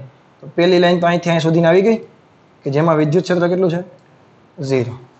હવે આ બિંદુ માટે વિદ્યુત ક્ષેત્ર તમે વિચારો તો અહીંયા થોડાક આપણે નામ આપી દઈએ. આ kq/r² છે ને એને હું E0 કહી દઉં. કેટલા કહી દઉં? E0. તો આ કેટલા થશે? E0/4 થશે. જો, અને આ ફરીથી કેટલા થશે? E0. હવે પોઈન્ટ મૂકું ને તો P4 પોઈન્ટ ક્યાં છે? તો કે જસ્ટ આઉટસાઇડ એટલે P4 પોઈન્ટ અહીંયા ક્યાંક છે કે નહીં? અને P4 પોઈન્ટનું વિદ્યુત ક્ષેત્ર કેટલું છે? E0. હવે જો અહીંયા બે વિદ્યુત ક્ષેત્ર છે, એક અહીંયા આવશે E0/4 અને અહીંયા આવશે E0. આ ખબર પડી? અહીંયા આવશે E0/4. 0 હોય, 0 થી વધતા જાય એટલે હવે બિંદુ તને બતાવું ને તો P4 બિંદુ અહીંયા છે, P3 બિંદુ જો જસ્ટ ઇનસાઇડ એટલે P3 બિંદુ અહીંયા. વિદ્યુત ક્ષેત્ર કેટલું છે? E0/4. પછી P2 બિંદુ જસ્ટ આઉટસાઇડ પરંતુ છે કેટલા? E0 એટલે અહીંયા આવશે. અને પછી તો 1/r² મુજબ ઘટે છે એટલે ગ્રાફ જો અહીંથી અહીંયા સુધી અને અહીંથી અહીંયા સુધી આવો ગ્રાફ છે. આ E ચલે છે 1/r² છે અને આ E ચલે છે 1/R². આ ભેજામાં જાય તો આ સેલ આવા તમને હોય તો આના ગ્રાફ પણ તને આવડી જાય. જો આ બધી વસ્તુ આપણા મગજમાં હોય તો કાંઈ એટલું બધું અઘરું છે નહીં. હવે જે કેસ બાકી છે એ સોલિડ નોન કન્ડક્ટિંગ, એમાં વિદ્યુત ક્ષેત્રનો ગ્રાફ કેવો હોય અને એકાદો પ્રોબ્લેમ એનો કરી લઈએ. છેલ્લો કેસ છે આપણો સોલિડ નોન કન્ડક્ટિંગ એટલે કે ઘન પદાર્થ હશે પણ કેનો બનેલો હશે? અવાહકનો બનેલો હશે. તો એના અંદરના ભાગમાં વિદ્યુત ભારનું વિતરણ હશે. પહેલા 3 કિસ્સામાં અંદરના ભાગમાં કોઈ વિદ્યુત ક્ષેત્ર હતું નહીં. સોરી, વિદ્યુત ભાર જ નહોતો તો વિદ્યુત ક્ષેત્ર કોઈ બની શકે નહીં. પરંતુ અહીંયા તો અંદરના ભાગમાં તમે 3 જગ્યાએ વિચારો. એક બારોબારનો ભાગ માટે ગાઉસિયન પૃષ્ઠ, અહીંયા સપાટી પર તમે ડિફાઇન કરી શકો છો. પેલા આગળના કિસ્સામાં સપાટી પર તમે ડિફાઇન કરી શકતા હતા નહીં. અને એક અંદરના ભાગમાં તમે વિચારો તો અંદરના ભાગમાં હવે તો વિદ્યુત ભાર રહેવાનો છે તો 3 જગ્યાએ વિદ્યુત ક્ષેત્ર મળશે. પેલા બહારના ભાગમાં માનો કે P1 બિંદુની વાત કરો તો અહીંથી અહીંયા સુધીનો ડિસ્ટન્સ કેવી રીતે? r ગ્રેટર ધેન r છે એટલે કે આઉટસાઇડ નો પોઈન્ટ છે તો કે q એન્ક્લોઝડ અપોન ડિસ્ટન્સ નો સ્ક્વેર તો કે q/r². અહીંયા r બરાબર સપાટી માટે પણ કે q/r² થશે કારણ કે આખો વિદ્યુત ભાર ઘેરાઈ ગયો છે. પરંતુ અંદરના ભાગમાં આખો ગોળો ધ્યાનમાં લેવાનો નહીં આવે, આટલો ભાગ જ આવશે. એકમ કદ દીઠ વિદ્યુત ભાર ρ, તો આટલા કદનો વિદ્યુત ભાર આટલો થાય એના પરથી તમે સાબિત કરી શકો છો અને જવાબ આવશે કે q/r³ r. અને આ જે ડિસ્ટન્સ r છે એ ક્યાંથી ડિસ્ટન્સ છે? કેન્દ્રથી માપવાનું છે. ક્યાંથી માપવાનું છે? કેન્દ્રથી માપવાનું છે. આ ભૂલાય નહીં. આ ક્યાંથી છે? Distance from centre.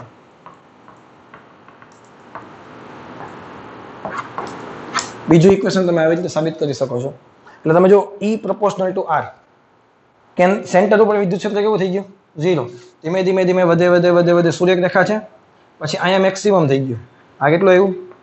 સપાટી પર kq/r². પછી અંતર સાથે 1/r² મુજબ ઘટે છે. આવડી જશે. એકાદો MCQ આનો પણ કરાવી દઉં એટલે બધી વસ્તુ આપણી ક્લિયર થઈ જાય.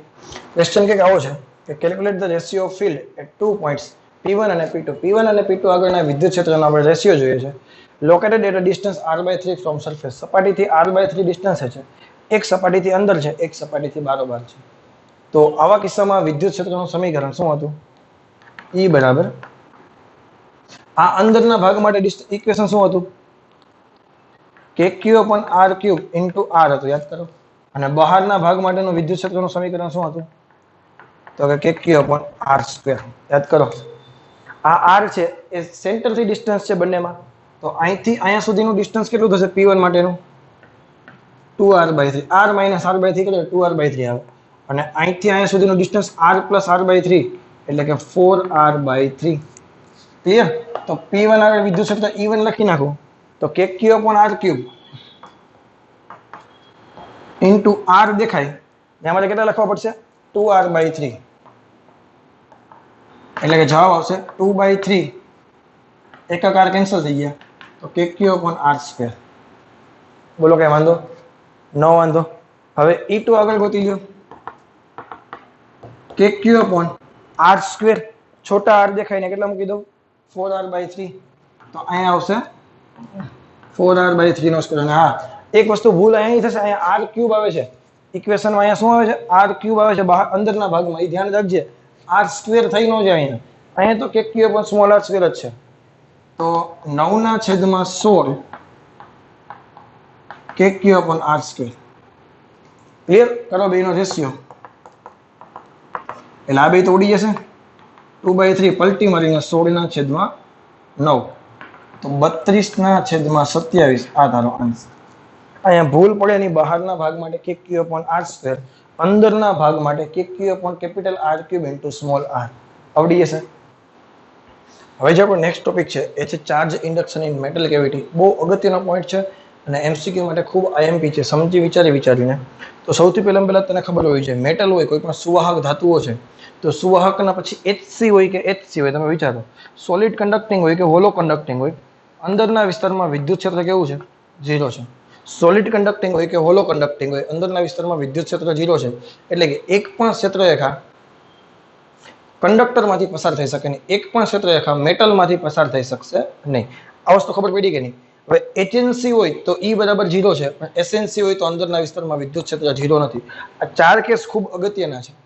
હવે આના પરથી એટલી તો ખબર પડી કે ધાતુઓ હોય, પછી એ પોલો હોય કે નક્કર હોય, અંદરના વિસ્તારમાં વિદ્યુત ક્ષેત્ર 0. એક પણ ક્ષેત્રરેખા ધાતુમાંથી પસાર થઈ શકે નહીં. માનો કે કોઈ ધાતુ હોય એને તમે વિદ્યુત ક્ષેત્રમાં મૂકો તો વિદ્યુત ક્ષેત્રરેખા બારોબારથી નીકળી જાય. ભેજામાં જાય કે નહીં? એક પણ ક્ષેત્રરેખા અંદરથી દાખલ થઈ શકે નહીં. આ વસ્તુ આપણને ખબર છે. હવે જો એક મારી પાસે મેટલ છે, એની અંદર એક કેવિટી રાખી દીધી છે, મતલબ એક નાની એવી બખોલ છે. હું બખોલની અંદર કંઈક વિદ્યુતભાર મૂકું છું. ધ્યાન દેજે મારી વાતમાં. માનો કે મેં બખોલની અંદર +Q વિદ્યુતભાર મૂકું છું. કેટલો વિદ્યુતભાર મૂકું છું? બખોલની અંદર +Q વિદ્યુતભાર મૂકું છું. આશા રાખું છું કે તમને દેખાતું હશે. તો ઓટોમેટિકલી બખોલની જે અંદરની સપાટી છે, આ સપાટી ત્યાં ઓટોમેટિકલી માઇનસ વિદ્યુતભાર ઉત્પન્ન થશે. મતલબ તમે પ્લસ રાખો તો માઇનસ ઉત્પન્ન થશે, માઇનસ રાખો તો પ્લસ ઉત્પન્ન થશે, અને એનું મૂલ્ય તો એટલું જ રહેશે. -Q ઉત્પન્ન થયો. કેટલો થયો? -Q.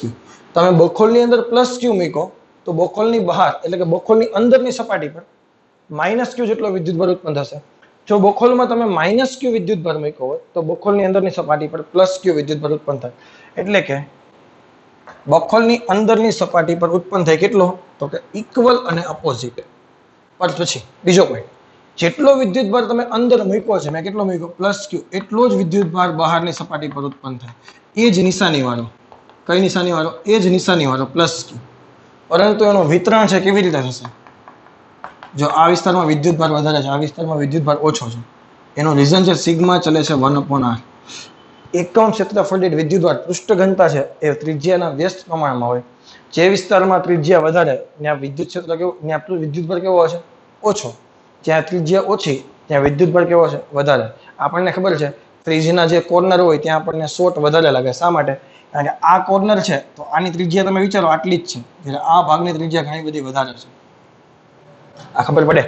જ્યાં ત્રિજ્યા નાની ને વિદ્યુતભારનું વિતરણ કેવું થશે? વધારે. જ્યાં ત્રિજ્યા ઓછી, સોરી, જ્યાં ત્રિજ્યા વધારે ત્યાં વિદ્યુતભારનું વિતરણ કેવું થશે? ઓછું.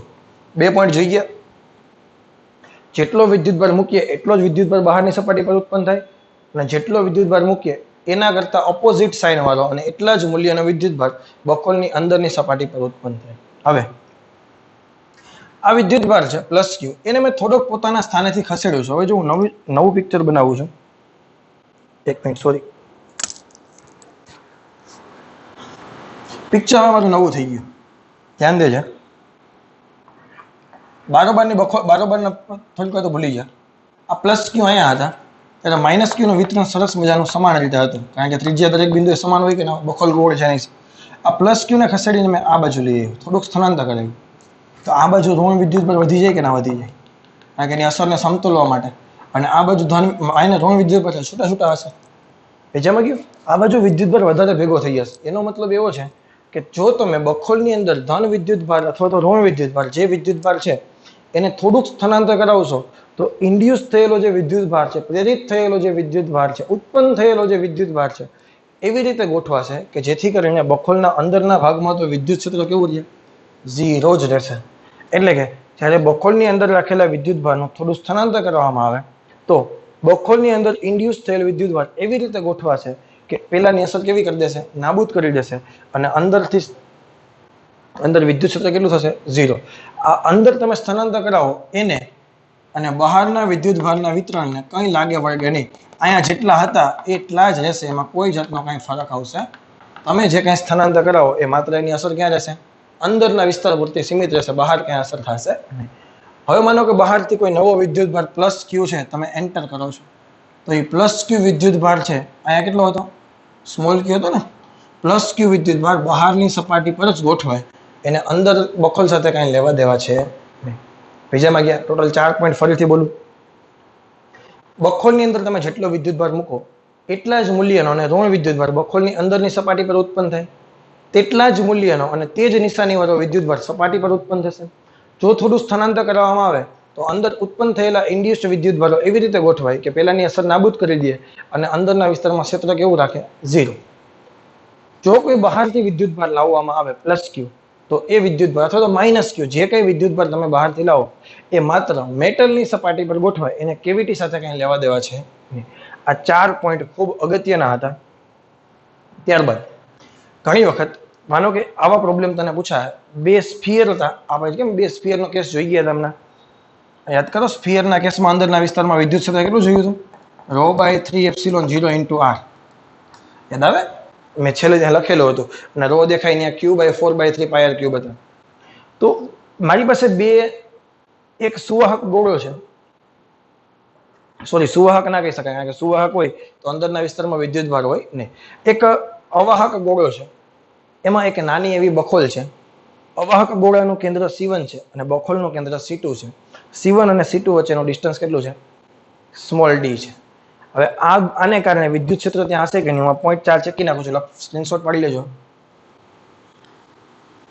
હવે કેવિટીની અંદર વિદ્યુત ક્ષેત્ર કેટલું હોય એનો પ્રોબ્લેમ છે.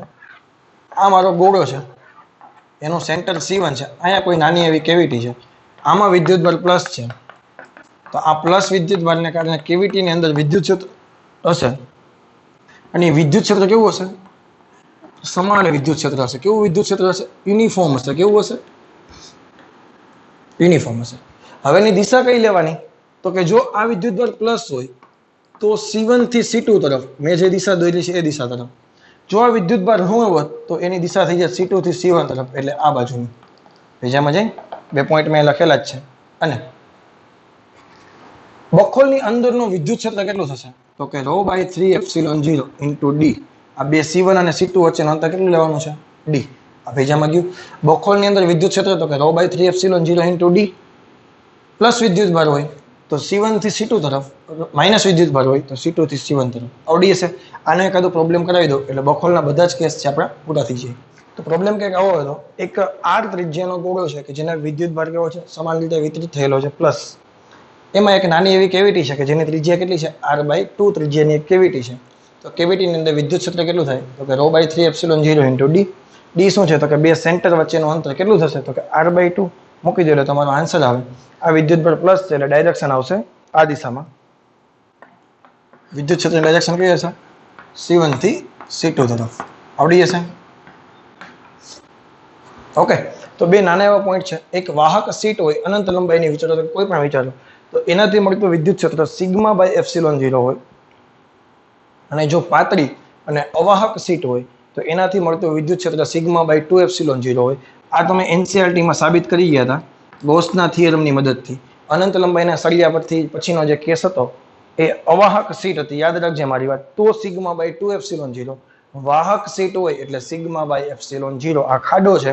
જોવાનું કયું મટીરિયલ છે તે કન્ડક્ટિંગ દ્રવ્ય હોય તો σ/ε0, નોન કન્ડક્ટિંગ હોય તો σ/2ε0. હવે સીટના કેવા કેવા પ્રોબ્લેમ પૂછી શકે એની વાત કરાવી દઉં. ઓકે. પ્રોબ્લેમ કંઈક આવો છે કે મારી પાસે એક પાતળી કન્ડક્ટિંગ સીટ છે તો કન્ડક્ટિંગ સીટથી ઉત્પન્ન થતો વિદ્યુત ક્ષેત્ર કેટલું થાય? E બરાબર σ/ε0. આને વિદ્યુત ભારની પૃષ્ઠ ઘનતા સિગ્મા કંઈક આપેલી હશે. ક્લિયર છે? એમાં એક દોરી વડે એક Q0 વિદ્યુત ભારને લટકાવેલો છે કે જે અપાકર્ષી બળને કારણે આ બાજુ જશે પરંતુ વજન બળ નીચે તરફ લાગતું હશે એટલે સંતુલન સ્થિતિમાં ગોળો થીટા જેટલા એંગલ રહે છે. તને થીટા જેટલો એંગલ પૂછે તો tan થીટા બરાબર શું થાય? આ બાજુ જે બળ લાગે છે એ કુલમ્બ બળ છે. F બરાબર QE એટલે કુલમ્બ બળ એટલે મતલબ વિદ્યુત ક્ષેત્રને કારણે લાગતું બળ. Q0 into E. E ની વેલ્યુ કેટલી છે તો કે σ/ε0. નીચે તરફ લાગે છે વજન બળ. અહીં તમે દોરીના ઘટક પાડીને પણ કહી શકતા હતા T cos θ બરાબર mg, T sin θ બરાબર Q0. અથવા તો તમે ડાયરેક્ટ કહી દો એનો પરિણામની સદિશ આ થીટા તો આ પણ થીટા તો tan થીટા બરાબર સામેની બાજુ એટલે F થઈ ગયો, પાસેની બાજુ mg થઈ ગયા. તો એના પછી તમે આ રીતે કરી શકો. હવે જો આ સંતુલન સ્થિતિ આવી ગઈ. હવે તમે થોડુંક આને ખેંચી લ્યો, સ્થાનાંતર કરો, પછી મૂકી દો તો શું કરે? ઓસિલેટ કરવાની શરૂઆત કરે કે ના કરે? અને જો આ સ્થાનાંતર ખૂબ નાનું એવું હોય તો SHM કરે. યાદ કરો, SHM કરવા માટેની કન્ડિશન શું હતી? સ્થાનાંતર ખૂબ નાનું એવું હોવું જોઈએ. સ્થાનાંતર વધારે હોય તો ઓસિલેટ કરશે. તો ખૂબ નાનું એવું સ્થાનાંતર કરાવીએ તો SHM કરે કે ના કરે? SHM કેના માટે? For small displacement. SHM નો તમને આવર્તકાળ પૂછે તો T બરાબર શું થાય? 2π/L/G. પણ અહીંયા G કેવા આવશે? G effective. આનો માટે G ઇફેક્ટિવ જોઈએ છે. હવે જો આ mg છે ફોર્સ, તમને ખબર છે F બરાબર શું થાય? ma. તો A બરાબર શું થાય? F/m. ફોર્સને કેટલા વડે મલ્ટીપ્લાય કરી કેટલા વડે ડિવાઈડ કરી નાખવાના? m વડે. તો નીચે તરફ શું આવશે? ખાલી G. અને આ બાજુ ફોર્સ પ્રવેગ કેટલો આવશે? Q0/E હતા એ ફોર્સ છે એને m વડે ડિવાઈડ કરી નાખું. તો તમે ધ્યાનથી વિચારો ને, આ ફોર્સ ઇન્ટુ m અને E દેખાય ત્યાં તમે મૂકી શકો σ/ε0. અને આનો તમારે G ઇફેક્ટિવ જોતો હોય તો તમને આ સાઈડ મળે. G ઇફેક્ટિવ કેટલો થાય તો કે √ G² + Q0 σ m0². અને આ G ઇફેક્ટિવની કિંમત અહીંયા મૂકી દો એટલે તમને આવર્તકાળ મળી જાય. આવડે કે ન આવડે? તો બસ આવો પ્રોબ્લેમ આમાંથી પૂછાઈ શકે. ડેટા તને આપેલા હોય અને થીટા પૂછે તો આપણે આવડી જવું જોઈએ. ક્લિયર છે? હજુ એક પ્રોબ્લેમ છે અને એક ટાઈપના MCQ આમાંથી પૂછાઈ શકે સીટ વાળા પ્રોબ્લેમમાં કે વિદ્યુત ભારનું વિતરણ કેવી રીતે થશે, તો એના માટેનો પ્રોબ્લેમ છે એ તને કરાવી દઉં. ઓકે, લા. તો પ્રોબ્લેમ કંઈક આવો છે કે charge distribution on parallel plate. બે સમાંતર પ્લેટો આપેલી હોય તેમાં વિદ્યુત ભારનું વિતરણ કેવી રીતે થશે? 3 પ્લેટો છે. એક પરનો વિદ્યુત ભાર Q છે, એક પર 2Q છે અને એક પર 7Q છે. એકબીજાની પાસે લઈ આવો તો વિદ્યુત ભારનું વિતરણ કેવી રીતે થાય એના સ્ટેપ છે. તો પહેલા તો આપણે અહીંયા બધી સપાટી પર વિદ્યુત ભાર લખશું. તો પહેલા આઉટર સરફેસ છે એક આ અને એક આ. તો આઉટર સરફેસ પર વિદ્યુત ભાર કેટલો થાય તો કે તમારી પાસે ટોટલ વિદ્યુત ભાર કેટલો છે એનો બે બાજુ અડધો રહેશે. ફોર એક્ઝામ્પલ 7Q, 2Q અને Q 10Q છે કે નહીં, તો બે બાજુ અડધો વિદ્યુત ભાર લે તો અહીંયા કેટલો રહેશે? 5Q અને અહીંયા પણ કેટલો રહેશે? 5Q. આ ભેજામાં ગયું. ટોટલ વિદ્યુત ભારને બે વડે ભાંગી નાખવાના, બહારની સપાટી પર મૂકી દેવાના. ઓકે, આ સપાટી પર કેટલો છે? અંદરની સપાટી પર. તો કે ભાઈ તમારી પાસે સીટ પરનો વિદ્યુત ભાર કેટલો હતો? Q. બારોબાર કેટલો છે? 5Q. તો સીટ પર Q રાખવા હોય તમારે શું કરવું પડે? અહીંયા -4Q મૂકો તો જ 5Q માંથી 4Q જાય તો Q વધે. અથવા તમે એમ વિચારો કે સીટ પરનો જે વિદ્યુત ભાર છે, પ્લેટ પરનો વિદ્યુત ભાર, એમાંથી આઉટર સરફેસનો વિદ્યુત ભાર બાદ કરી દેવાનો. ક્યુ માંથી 4 ક્યુ 5 ક્યુ તમે બાદ કરો એટલે -4 ક્યુ જવાબ આવે. તો ઇન ફ્રન્ટ એટલે એની સામેની સપાટી પર કેટલો હોય તો કે અહીંયા જેટલો હતો એના કરતા અપોઝિટ તો કે 4 ક્યુ. અહીંયા કેટલો છે તો કે 2 ક્યુ.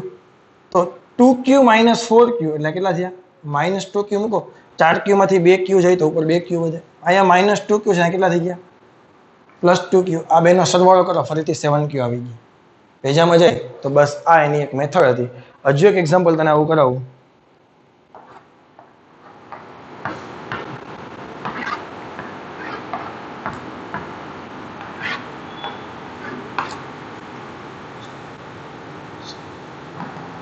ચાલો તો બારોબારની સપાટી માટે 7 ને 2 9 ને 3 12.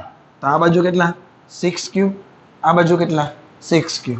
3 ક્યુ માંથી 6 ક્યુ ગયા -3 ક્યુ. અહીંયા +3 ક્યુ. 2 ક્યુ માંથી 3 ક્યુ ગયા -ક્યુ. અહીંયા +ક્યુ. 6 ને 7 થઈ ગયા પાછા. આવડી જશે. તો આ એની ટ્રીક છે એ તને ખબર હોવી જોઈએ. તને અંદરના વિસ્તારમાં કોઈ પણ બે પ્લેટ વચ્ચે વિદ્યુત ક્ષેત્ર કહે તો વિદ્યુત ક્ષેત્રની ડાયરેક્શન પ્લસ થી માઇનસ તરફ હોય કે ના હોય. તો અહીંયા વિદ્યુત બળ કેટલો છે ક્યુ. તો માનો કે પ્લેટ છે આપણે લખી નાખીએ કન્ડક્ટિંગ. કેવી પ્લેટ લખી નાખીએ કન્ડક્ટિંગ.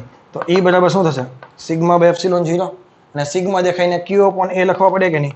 તો સિગ્મા દેખાઈને Q દેખાઈને કેટલા મૂકી દો 4Q/ε0 × A. એવી રીતે આની વચ્ચે લખવું હોય તો E બરાબર શું થશે 2Q/ε0 × A. આવડી જશે. આમાં ક્યાં એટલું બધું કંઈ અઘરું છે ભેજામાં જાય છે. તો એક આ વસ્તુ આપણે મગજમાં હોવી જોઈએ. આજના લેક્ચરનો છેલ્લો ટોપિક છે કંડક્ટર ઇન ઇલેક્ટ્રિક ફિલ્ડ. વિદ્યુત ક્ષેત્રમાં વાહકને રાખવામાં આવે તો શું થાય. તમને ખબર છે હોલો કન્ડક્ટિંગ હોય કે સોલિડ કન્ડક્ટિંગ હોય અંદરના વિસ્તારમાં વિદ્યુત ક્ષેત્ર કેવું છે 0 છે અને બધો જ વિદ્યુત ભાર સપાટી પર છે. શા માટે એ હું તમને અત્યારે સાબિત કરી દઉં છું. માનો કે વિદ્યુત ક્ષેત્રમાં તમે વાહકને રાખો એટલે શું થાય. વાહકના જે કંઈ ધન વિદ્યુત ભાર છે એ ક્ષેત્રની દિશામાં આગળ વધે અને આ બાજુ ઋણ વિદ્યુત ભાર આગળ વધે ક્ષેત્રની વિરુદ્ધ દિશામાં. એટલે અંદરના વિસ્તારમાં પ્લસ થી માઇનસ તરફ વિદ્યુત ક્ષેત્ર ઇન્ડ્યુસ થાય. એક નવું વિદ્યુત ક્ષેત્ર પ્રેરિત થાય છે કે જે બહારના વિદ્યુત ક્ષેત્રની વિરુદ્ધ દિશામાં છે. એક સમય એવો આવશે કે બાહ્ય વિદ્યુત ક્ષેત્ર અને અંદરનું વિદ્યુત ક્ષેત્ર ઉત્પન્ન થયેલું બંને સમાન મૂલ્યના અને વિરુદ્ધ દિશામાં હોવાથી એકબીજાની અસર નાબૂદ કરશે અને અંદરના વિસ્તારમાં વિદ્યુત ક્ષેત્ર કેવું થઈ જશે 0. આ ઇક્વેશન તમને ખબર છે E બરાબર -dv/dx. E 0 હોય તો dv/dx કેટલું થશે 0. અંતર સાથે વેગ વિદ્યુત સ્થિતિમાન કેવું થઈ જશે એનું વિકલન અચળ થઈ જશે અને અચળનું વિકલન જ 0 થાય તો વિદ્યુત સ્થિતિમાન કેવું થઈ જશે અચળ. અને વિદ્યુત સ્થિતિમાન અચળ હોય તો જે બિંદુએ વિદ્યુત સ્થિતિમાન અચળ હોય એવા પૃષ્ઠને તમે શું કહેતા હતા સમસ્થિતિમાન પૃષ્ઠ કહેતા હતા. યાદ કરો. અને સમસ્થિતિમાન પૃષ્ઠ પરના દરેક બિંદુએ વિદ્યુત ક્ષેત્ર છે. યાદ કરો સમસ્થિતિમાન પૃષ્ઠ આ બધા તમે દોડો સમસ્થિતિમાન પૃષ્ઠ. તો દરેક બિંદુએ ક્ષેત્ર છે એ સપાટીને કેવું હશે દરેક બિંદુએ ક્ષેત્ર છે સપાટીને કેવું હોય લંબ હોય. તો સમસ્થિતિમાન પૃષ્ઠ પરના દરેક બિંદુએ વિદ્યુત ક્ષેત્ર રેખા એ સપાટીને કેવી હશે લંબ હશે. તો જે વિદ્યુત ક્ષેત્ર માનો કે સળંગ હતું એ હવે એવું નહીં રહે. દરેક જગ્યાએ એંગલ કેટલાનો બનાવવો પડશે એને 90 નો એંગલ બનાવવો પડશે. એટલે ક્ષેત્ર રેખાઓ બેન્ડ વળી જશે. શા માટે બેન્ડ વળે સમજાય છે હવે. તો ક્ષેત્ર રેખાઓ બેન્ડ વળવા માટેનું રીઝન આ હતું. હવે અંદરના વિસ્તારમાં વિદ્યુત ક્ષેત્ર 0 છે તો ગાઉસના નિયમનું સમીકરણ યુઝ કરો E × dA = Q/ε0. ક્ષેત્ર 0 તો અંદરમાં વિદ્યુત ભાર કોઈ હશે નહીં. અંદર કોઈ વિદ્યુત ભાર છે જ નહીં તો બધો જ વિદ્યુત ભાર ક્યાં હશે સપાટી પર હશે. પેજામાં જાય આ એની સાબિતી. એક પણ ક્ષેત્ર રેખા અંદરથી પસાર થઈ શકે નહીં. બધી જ ક્ષેત્ર રેખા બારોબારથી નીકળી જાય. પેજામાં જશે. તો બસ આ હતું આ કંડક્ટર ઇન ઇલેક્ટ્રિક ફિલ્ડ. આ છેલ્લો ટોપિક આજના લેક્ચરનો હતો. હવે એક ટોપિક આપણો બાકી છે એ છે આપણો હવે ઇલેક્ટ્રોસ્ટેટિકનો ટોપિક. એ છે વિદ્યુત સ્થિતિમાન પોટેન્શિયલ વાળો જે ટોપિક છે એ બાકી છે. આજની જેમ જ ફરીથી 1-1.5 કલાકનો લેક્ચર હશે એટલે ઇલેક્ટ્રોસ્ટેટિક આપણું કમ્પ્લીટ થઈ જશે. ત્યાર પછી નવા ચેપ્ટર તરફ આપણે આગળ વધવાના છીએ. તો ઇલેક્ટ્રોસ્ટેટિક નીટની દ્રષ્ટિએ અને JEEની દ્રષ્ટિએ ખૂબ અગત્યનું ચેપ્ટર છે. 2 થી 3 MCQ માંથી દર વખતે આવે છે અને આપણે જે લેવલનું કરાવ્યું છે 100% નીટ લેવલનું કરાવ્યું છે એના રિલેટેડ MCQની પ્રેક્ટિસ કરી દેજો એટલે તમારું ઇલેક્ટ્રોસ્ટેટિક ખૂબ ઇઝી થઈ જશે. ઓકે તો બસ આજના લેક્ચરમાં આટલું રાખીએ છીએ. Thank you very much. Have a nice day.